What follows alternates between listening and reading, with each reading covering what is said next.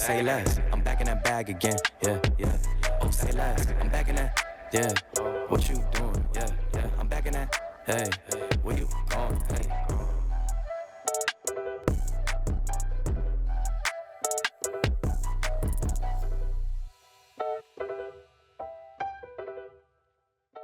Hey there, everyone. Welcome to the SPL Waiting Room, your one-stop shop for all things SMITEPro League. As we jump into it, my name is Gormizer, and we're going to be talking playoffs today. I've got Trelly, I've got J-Mac, and I got Hindu. Yeah, it's me today. Myth's out sick. I'll do my myth impression for the day, I guess. Oh, man. Bad takes. Yep. Bad attire. Not prepared correctly. I don't know, the hat, I really like the hat. I always like Yeah, you can't say bad attire. And I'm then not wear that saying hat. you have bad attire. No, I'll try and get bad attire. I can take my hat off. Oh, you my got hair, and then, Yeah, if you we have, take like, your hat off, you're there. costumes. Be the same case. Honestly, I wouldn't be surprised if there was like some leftover Myth shirt somewhere in the studio to Probably. to wear Probably and at some point. match it up. But the biggest thing today, I guess, is we're talking about it. Regular season is over. We only have playoff Smite from this point forward. All qualifying for Worlds, all of that. For a lot of the teams, we're going to see them next week. For SEC teams, we're going to see them in like a month or so. The Gladiators and the Hounds, for those of you who are watching or maybe didn't catch it this weekend, did not make it to playoffs. Will not be seen until the week before Worlds and those last qualifiers. They'll be playing against some of those SCC teams we see in December and two unlucky SPL teams that don't make it in playoffs as they move forward. So we'll see them eventually. And, you know, whether or not they're going To be clear, dark horses. I feel like these two teams will still make Worlds. Yes. In my opinion. Oh, Charlie's different. I mean, You don't think? Which one? Which one? I mean, if it's anyone, it's definitely the Glads. But they still have. It's just here's my. Last year, I said the same thing, and both the teams didn't make it. Being a big fish in a small pond, you come in with confidence. The SEC kids that are like top seeded, being the losers of the SPL and then going in, sometimes you have confidence issues, right? You're like, can we compete at that level? Can we make it to Worlds? So they may be thinking about that. That may be something weighing on their heads. I'm not saying they're not going to make it, but it's not I'm not cut and dry stamping anything. Yeah. I'm in a similar, but I feel like if we saw, I think Kiermi and Jangara though could look real good against a top SEC team. Oh, for sure. Yeah. They should. Snoopy as well, I think, has looked better since he swapped over. Yep. I do feel though that, man, I don't know, the Hounds give me some trepidation, dude, and maybe that's just like, Yeah. well, no, it's just what we've seen. See, I think I'm the opposite. I think I'm where the Hounds are maybe the least likely of the two to qualify up. And I think that's just because I feel that their peak is lower than the Gladiators at this point. We haven't seen Kana truly have his pop-off moment. That's fair. I think once we get Kana on land with the team, this goes a lot better. I think that Jangaru has been an insane improvement for this team. Throwing Snoopy back into duo lane has really helped us out. So I think right now the Glads are on their upward trend, even if recent win has only come from, maybe a bit of a troll set. I think that these guys, especially Kiermi, knows how important that matchup. I mean, just talking to him in the interview, he said, yeah, last year we didn't qualify. That hurt. That sucked. I don't want to do that again. So I'm coming in with a different mindset than previous. So I've got, I think, more hope in the Glads because of their peak compared to the Hounds, where I honestly think they may have kind of hit theirs at this moment, unless we see some big jump ups from the duo lane. I think that's where the biggest struggle for me on the Hounds comes from. I'm going to throw you for a loop because my opinion is Hounds are a dark horse for a semi-final spot. I feel like Neil Ma gives I them- feel that's the future of Smite esports in general, is that team. They're all young, they're all hungry, apart from Ducky, who's been around forever and trying to find a team. But like the other guys on the team, in my opinion, are kind of like the future. But they're finding their wings, they're trying to get some momentum. I still feel they've got a shot. Personally, I think they could make it to semis, and I think that would be a surprise for people. But in my mind, I'm like, I can see it happening. It's both of these teams. It feels like, I feel like if Glads qualify, that's a team I don't see making it to semis. But if Hounds make it there, I do see them. Like suddenly, it's like I could understand if you told me, yeah, Stu's in finals again. I'd be like, that's too far. I said semifinals. Semifinals. I'd believe it. Right? It's more believable. It's just going to be so interesting to watch because I think like the SCC last year, the teams have kind of scattered. Like what was Hex Mambo and what was like that huge powerhouse in Europe is now like, okay, well, Johnny has a team, Deathwalker's on a team. Like they were a little more split up. And so maybe that means Europe's got more opportunity to dominate, but also maybe that means that Europe doesn't have their one powerhouse team anymore. And so who knows if they're going to make it through. NAs is always weird because the last time we watched the Valkyries, we tried to prep going into the playoffs, and Sam had played Anubis, Nox, Scylla. and Scylla in the jungle for the So he last did 3 a weeks. side-note, So yeah, he basically. did not give us a whole lot to talk about going into it. But they're going to be fun. Unfortunately, again, if you're a fan of either of those teams, you're not going to see them Yeah, until. they're crap. So you're gonna have to wait till next year to see him again. Is kind of the answer there. I get to say that. It's I was so gonna say, good. I remember that, and you said you were going to do a Mifflin impression, and like that's maybe not the exact way he would have phrased it, but that's what It's close enough. He would have said the same words, but politer. And I'm kind of being polite. Like, it almost felt rude whenever I would say, like, on the desk, like, oh, we're not going to see these two teams until next year. And people are like, next year? What? I'm like, well, because they can't play again until the qualifier. Literally so until that's the last 2024. match of 2023 because we won't see them until the first week of January. Yeah, that's. I can't. Do we start on the 4th or the 5th? But it's that weekend, the 4, 5, 6, 7 weekend First week of of January. So that's when we'll see them. The bigger thing, because of course Worlds is right there as well, is the fact that next week, literally a week from today, if you're watching live, the 16th of November, we will be starting the playoffs. 4 teams of this are going to qualify directly to Worlds, and then we're also going to determine seeding. It's double elim, Yep. best of 5s, Yep. so 2 sets a day on Thursday, Friday, Saturday, Sunday. Friday and Saturday, I believe, are the qualifications. Sunday is the first, second, third, fourth kind of matches. First seed gets to choose any of the 4 teams that qualify on that week in January, and that's just who their opponent will be. Yeah, And that's super powerful. Definitely an advantage. I mean, let's take into account Kings won that last year. Yeah, Kings selected their opponent. Kings went to finals and won. and 3-0'd everybody they faced. So, like, it's an Untouched, advantage. unscathed. Oh, Dave. What a line. It's everywhere now. I'm sick of it already. It's everywhere. Now it's Well, in the game, too. Yeah, I know. It's everywhere. But, you know, honestly, it's true. Untouched, unscathed was the correct answer to that because they didn't get hurt at all through that entire event. So I do think it's an advantage. I think the most interesting one there is always 3rd and 4th. Yeah, Like the 3rd and 4th seeded teams, 1 and 2 generally will pick what they believe to be the weakest opponents for them specifically. Yep. But then 3rd and 4th kind of get leftovers. And if you're 3rd, I think there's more pressure on you to not make the wrong decision. Because if you pick the wrong team there, Wasn't it the Leviathans last year? Leviathans Yeah. picked the Titans. And then they lost. Yeah, that's like, we want this squad. And they're like, this squad's got hands. you chose your destiny. That was not a good remember, destiny to choose. You know? It was even said, like, yeah, we think we got these guys, like, dialed in. Like, we're sure we got these guys, no problem. And then, But to be fair, that's part of the fun of it. Of like, you call out the team that you want to face, and then the team's like, "Oh yeah, bet you want to go, we'll go," and like we get a good set because of it. Yeah. it definitely makes Worlds way more interesting because especially, I guess you get that week buildup of like, oh, okay, yeah, you really you thought us, you want to do that, you want to step up and see if they can catch those hands. Yeah. But for this weekend, or I guess this weekend, playoffs weekend, it's really interesting because it feels similar to the regular season enough, right? You're playing the same teams that you've been playing. Admittedly, you're on a new patch, but it's still best of 5s, maybe added benefit of double elim, and that's kind of, I think, the biggest question. Like, does the double elim immediately make it better for somebody that would have otherwise been watched? Like, it feels like the Dragons, I feel like they're a team that if it was just, okay, cool, we're going to put 6 teams in, 2 with a first round bye, and then see what happens. And I feel like the Dragons would probably get like eliminated pretty instantly in that. But then I think if double elim, I could see them getting knocked out early. I think they play the Ravens first round, and then immediately going, okay, cool, and then making a run for third or second. Because I've got Ferryman first. I mean, the double elim format in general, what it really does is bring to the forefront like the teams that should be at the top, right? Right. Because you get that second shot. If you are the number 1 team and you go against the number 3 team loses and they're out of Worlds or they don't get a shot.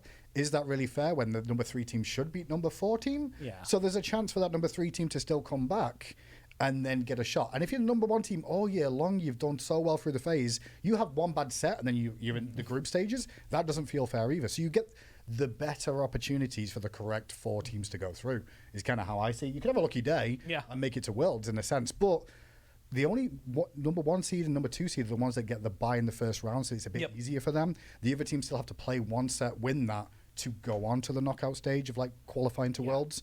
So it's kind of a play-in at the same time as a double elimination. You do get the best teams overall, in my opinion. The bottom 2 will be the bottom 2, unless they just have a bad day. I mean, you should. It's one thing to have a bad set. It's another thing to have a bad double elimination. 5-game set twice. Like that. That shouldn't be happening. That's a mental block that you got to work out yourself. But yeah, because you have so much room for error, you can have your one bad set. You don't get 2.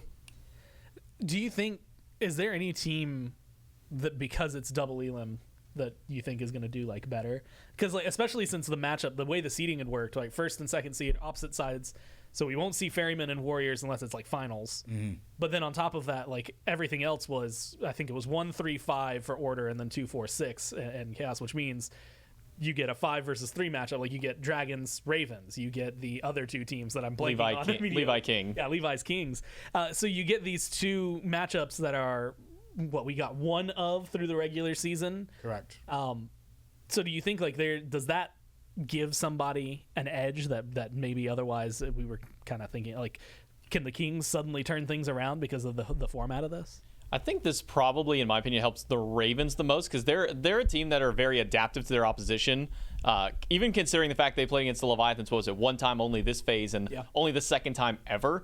Considering that the Ravens were having teams even maybe better than the Leviathans, going against the Fairmen or going against the Warriors where they're getting 3-0 in those ones, being able to take a Leviathans team all the way to Game 5 and make those immediate game-to-game adaptations is what makes them such a powerful team. If you give them that second chance of life, say, okay, well, we didn't make it through our first one. Maybe we get to face somebody, who we've already played against. We've already dialed them in. I think it really helps that team out a lot in this kind of a format. In truth, it really helps the 4 teams that aren't the number 1 seed because they get that second chance no matter what. Even in your first seed, if it's a double A-lim, okay, you lost your one set, now you just have another chance at it. So it really helps everybody with that format, but I think individual teams helps the Ravens the most. I'd probably say Dragons and Kings back-to-back. Immediately after that one. All right. So 4 teams qualify. We've got 6 that are going. I'm going to start at the bottom and just work my way up, and we'll go, I guess, likelihood of will they make Worlds. Not first seed or second seed or anything. We can talk about that later. But just will they make it into the top 4? And I guess since I'm starting reverse order, Kings as the 6th seed, do we think that they can make it to Worlds from here? No, I think that they need the grind of getting through the bottom seeded matches. I think they, I just got to talk to them for check-in. They are confident they will be able to make those changes, but they are not there yet, right? They are going to need to go through the gauntlet, and I think they'll come out the other side looking a lot better. But no, I think they are going to have to play through, the week before Worlds, make sure they earn that spot. But it's gonna take a bit to get there. The likelihood themselves, I mean, they've been kind of active on social, been admitting that this has not been a great split for them as a team. Yep. They have had changes with Genetics obviously leaving, Quig coming in, Twig's home life, and that's, I will comment on that because it does all impact you, right? Yeah. So there is a chance in my mind these are the most likely team that will go to the play-in, to the group stages and not qualify. However, I'm not going to write them off completely. If you think about it, it is just one roster change on this team that they've made. How does the patch impact them too? This is the same for all the teams. The update, it's not a huge update in my mind that's going to change the state of the meta too much. But how do you evolve? How do you change? And that's always, some teams perform better on changes to patches and adapt to the patch quicker than others. And some take a little time longer. Can the Kings get the wind in their sails to find an answer early? Or, what is their next question going to be? How are they going to continue to push forward? I can see them going to the group stages. I can see them making it. But when I say making it, I'm not sure who would be at the expense of right now. Yeah. There's definitely a lot of teams. It feels like this is one in the Kings that, like, they've got more work to do to get there in order to find it, much like you said, Shelly. And I'm really interested as well because I've been thinking about it a lot more with Worlds specifically, but like playoffs should be included in this where every now and then you just get like not only meta change, which we're going to see a little bit of because of the patch on Tuesday, but then on top of that you also get like just a weirdly specific this one weekend meta that then changes the week right after. And so like for all we know, playoffs is going to be like the Kings like perfect lightning strikes. That's exactly what they needed meta. Or maybe it just falls apart. And I think a lot of that, with Raijin on the screen, it made me think there's a lot of like talk of trying to get rid of the mage solos, right? That was like a lot of the goal of this patch. Breastplate, specifically of determination, getting nerfed, things like that. Charlie, you're shaking your head. Do you think it's not going to work? I don't think it's going to work. Not yet, anyways. If this is the full change, we'll see. I do not think Warriors are back with a vengeance. Not yet. I think they're on the way there, though. Yeah, this is a step in the right direction. I think the buff to Redstone really helps them out. I think the buff to Warriors Axe really helps. Some of the itemization around things like Manticore Spikes is going to benefit some of the more CC-heavy style of Warriors. So we could see things like Horus jumping over into that lane. I wouldn't be surprised if we even saw maybe a guy like Mulan kind of pop back in just because she does really benefit from that bruiser style of mentality. I think that mage solos are still here. We might not see them kind of the go-to, but I think that they are still very strong. I mean, when you look at what got nerfed in their itemization, they lost, I think it was 5 power, 50 HP, and then 8 prots from physical, 8 prots from magical from their primary items. But Genji's is untouched, Typhon's is untouched. So overall, they're not really losing a whole lot of statting. It's just that the warriors around that are getting a little bit of extra to help them out. What you're saying is keep our fingers crossed for that bonus patch going into like December and everything. And see what the SEC teams have. So Kings seems like group stage I guess group stage, like the long run is where we see them going. Step up from that one, which is Dragons. Where do we see them falling? I think this is one that, and this isn't to sound rude, but I think this is one they also need that grind for at the world stage, because the Dragons have shown that they can be a really good team, but they are, besides the Kings, probably the most inconsistent team in the league, even after their changes. They've had some matches where they absolutely stomp. Mike and Coast go absolutely insane in the duo lane, and then there are games where it is dead quiet across the board from the Dragons. So I think that this is another one, and I think that Hindu put it right, where I don't know which team the Dragons would beat out to get into that top 4 spot, and I think that this is one where they need to really figure out what they want as their team identity moving forward. Do they want to be an early game slammer? Do they want to be a mid-late game kind of a team? Where are the areas that they need to shore up? I think that this is a great testing round for them against those top teams once more, but then I also think that they really do need that extra little bit of ramp up, because this is a team that does play off a lot of momentum.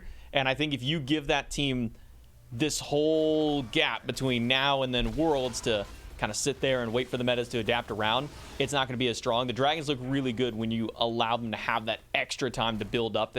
So you get them that week before, they get 3, 4, 5 sets under their belt beforehand. This is a team that's going to jump into Worlds the next weekend and look great. So I think, while I'm not trying to say these guys need to sit down there, they need to go to the group stage, I think that it benefits them better. If they win out, that's great, but I think it helps their world chances more if they get to that group stage and then move forward. And I'm just now, I pulled the bracket up so I could see it, because the Dragons first play the Ravens, and the Kings first play the Leviathans. And I think it's pretty safe to say, at least my money would not be on the Kings against the Levis. But the loser of the Kings set, which if we assume that it's going to be the Kings, would then have to play whoever loses between Ferrymen, Ravens, Dragons, right? So it becomes a very complicated thing where long term, depending, it might be for the Kings or for the Dragons, you got to beat the Ravens, and then you got to beat the Levis. And for the other side, it's you got to beat the Levis, or you got to beat the Ferrymen, you got to beat the Ravens, you got to beat the Dragons. There's not really easy paths for either of those teams, and admittedly, that's part of being a bottom seed. But is there a route, if Dragons play Ravens and then have to play Levi's or Warriors, is there a world where they win that second set and can make themselves a team that goes to Worlds?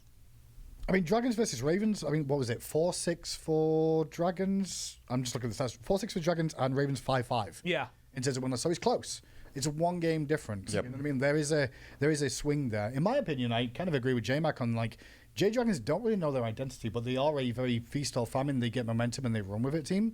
I think their issue is they want their identity to be what's the word I'm looking for here? Open, almost. Or fluid. They want to have more options of what their identity is, where I think if they just dialed into one or two, they'd probably be a stronger team for it. But when you dial yourself into just one or two, people can pick that apart. So trying to stay open is a key. I think if they do play the momentum, though, it'll be in their favor. But going up against them, it's easy to be okay, stifle the momentum early, and it'll shut them down.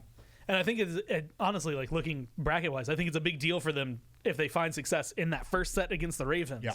That makes their lives so much easier, because then you're playing loser of Levi's Kings, and so you're in a maybe better position than now I'm fighting presumably the Warriors or the Leviathans to try and get to Worlds. So in theory, that first set has a lot of weight to it. And I'll just say, my trepidation, Charlie, maybe you feel the same way. We were watching, I can't remember if it was me and you casting or if it was me and Miff. We watched them get a massive lead in duo. Yep.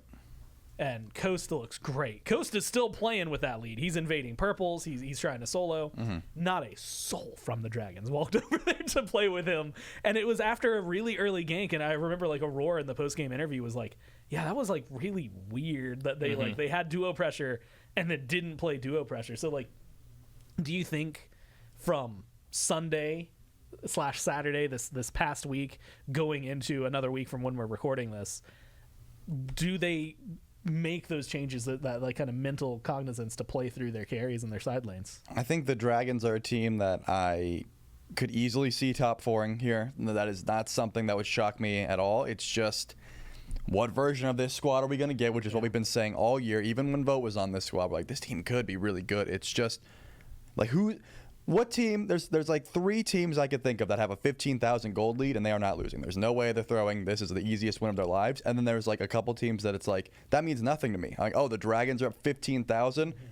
Is the Phoenix up? Okay, they could still throw. And that is not a good problem to have, but it's also an easy problem to fix, you would think, right? Yeah. Siege, there are so many different tools with Runic Bomb, with split pushing, with Enhanced Fire Giant, to not just go into a 5v5 and throw your game away, that I could see them ironing that out and being a top 4 team very easily. It's just, we get just night and day different versions of this team every time we see them. Mm-hmm. We got to see which one shows up next week. Because of time, I'm going to skip Levi's and Ravens for a moment, because this question I think is pretty straightforward. Ferryman, Warriors. There's 4 spots. Those are the number 1 seed from each division. Yeah. Is there a world where anyone in this room thinks they are not qualifying immediately for Worlds? I think if I was writing the script, Ani's wouldn't qualify, because that would be a lot of fun. It would be a lot of fun. If it was right? between, if you were writing the script, if only you, Mifflin, were Hinduman. Yeah. If it was between the two, I have more faith that the Warriors would throw, but not to not make it eventually. Just out of like if they somehow found a way to throw, it'd be the Warriors. I think in some regard, I do see all 6 of those teams making Worlds. Yeah. Right? Yep. Like, even if they go at the group 100%. stages, I do foresee them all making. I don't think they're going to struggle through the group stages. I just don't think the SEC scene this year has the same sort of danger that we saw last year from some of those teams there. And I think if anything, it's on the EU side, but then again, the EU side kind of broke apart. Yeah. And we'll see the online qualifiers, for the EU teams that are going to come out and the North American teams to the group stages as well. So we'll get an idea of what's going on there. I don't foresee 2 teams making it, though, this year to Worlds based off what we saw last year. Yeah. But honestly, it could be anyone's. It would be cool to see Ani's fail. I was trying to get the word, but fail. But yeah. I don't say wizard, but fail and have to go to group stages just for the drama and the banter of the scene, in my opinion. Mm-hmm. Genetic switches to this roster. It's God's gift, they're going to win everything. They didn't. They kind of did worse than they did phase 1. Then they don't qualify at Worlds. But then at Worlds, they get through group stages and then go on a run at Worlds. Yeah. And you're like, yeah, they're back, I'm always looking at the stories, the fun stuff. You're looking towards you have the end goal in mind. Yeah. Zap's looking for his 4th World Championship as well, technically, on a different team again. Yark would be looking for a 3rd back-to-back to try and match that. That'd be OP. Paul's looking to come back for his own 3rd. But if Yark was able to win, because he got MVP on solo in the very beginning, then wins on carry as a carry, and then if he came back and won and then got MVP, which you guys voted at home for Genetics. I wonder over, who you're pointing at. I know who you're pointing at. They voted for Genetics. Of course, it was probably just the right choice. It was the right choice. It was. Yeah. If he was able to then come back, win a 3rd ring, and get an MVP, so he had 2 MVPs on 2 different roles and 3 rings on 2 different roles, I think it'd be pretty hard to argue against him being anything but the best Smite player that's ever played the game. It's always the question of who is the best, but it changes every year. Yep, in my opinion, it's always going to be well, this guy was in vogue for a few years, and now this Adapting was one, Andinster another one. It just generally junglers that seem to end up falling in that role, but there is 1 or 2. I think Yark is on that list of Baskin too. Cyclone Spin. Just keep going. Paul. Yeah, we just named the whole Ferryman. Baskin. Yeah. You could just keep going with the Ferryman, the entirety of them. So real fast, instead of just the Road to Worlds, because again, 4 teams are going to qualify next week. I want to look towards way further. What team, if we're betting right now, wins Worlds? I can't do that. Well, yeah, because you write the script. We can't ask you. There's no way I can. That'd be spoilers. There's always gonna be recency bias, but there's always the turn up at tournaments. Even though Aurora has gone on record and said they're not a tournament team, they do show up at tournaments, but they've also had a really good phase compared to what they had last time. This has been a Ferryman team that's been going up and up and up and up and up every single match they get into from phase 1 all the way until now. At the current state, I'm putting it on Ferryman just because this has been a consistently good team. even in their loss, their one loss, Yeah, was it against it wasn't like a blowout loss either. It was a close one. I believe it was the Dragons that eked out a 5-game set against them. So their only loss going all the way to 5, and it could have been back and forth at any point there. At the moment, if I have to pick one, I'm calling Ferryman. I'm done giving the credit to the number 1 teams. Never works out for me. I'm always like, this team looks so good all season. When we roll up, the teams that put in the work in the next 2 months are the ones that are going to perform. So the Ferryman is the easy answer. I'm not going to give us the Ferryman on this one. I think He's going to take my answer. I can feel it. it might be the Levi's. Damn it, you did. I knew it. There were so many teams. I was like, I'm going to say Levi's because no one's going to say Levi's. Because, I think it's a good shout for them. yeah, I think. Well, because it's so easy to say the Ferryman, right? Yeah, They they're clearly are so the best. good. They are the best team in the world and their right comps now. are real good. Hounds. Hounds. Let's There go. you go. Yeah, let's go Hounds. go. Oh, we pushed them Neil from Ma. semis to finals Yeah. now. We'll see. I'll think about it on semi-final day when I wake up. I'll be like, do we make this happen? I agree with you though, right? 'Cause, Fans would love that though. You get Panda Cat, you get Wronghu, you get Shinto adapting. Like it'd be, I didn't even think about adapting going for a third. Yeah, he's another Jesus. So how many people? We got to stop winning 2 in a row. That'd be another. Wait, Neil's going for 3. Neil's going for 3. Yeah. Let's go for 3. At this point, it's easier to say who hasn't Why do you got think I a said hounds? championship, Huh? right? Huh? It's still on the list. How many finals have we had? Would that be his 3rd or 4th finals appearance now? Well, how many rings does he have though? Well, he has none. Exactly. So it doesn't But he's matter. been to finals a lot. But true. Yeah. All right. Well, it'll be fun to watch. Of course, next week, again, playoffs, it's going to be a big deal. 4 teams that are going to be going. A hard bracket, I think, for the Dragons and the Kings, and some difficulty to tackle for them. But you're going to want to tune in 11 a.m. November 16th. That's 11 a.m. Eastern, especially with daylight savings time changing and stuff. By then, you should be used to it and should know what's going on. But yeah, we'll be live then. Best of 5s, 2 a day until Sunday. Qualify 4 teams to Worlds, figure out their seating, everything that's going. But thank you to everyone who has joined me, and thank you all for watching. We'll see you next time on the SBL Waiting Room. Oh, say less. I'm back in that bag again. Yeah, yeah.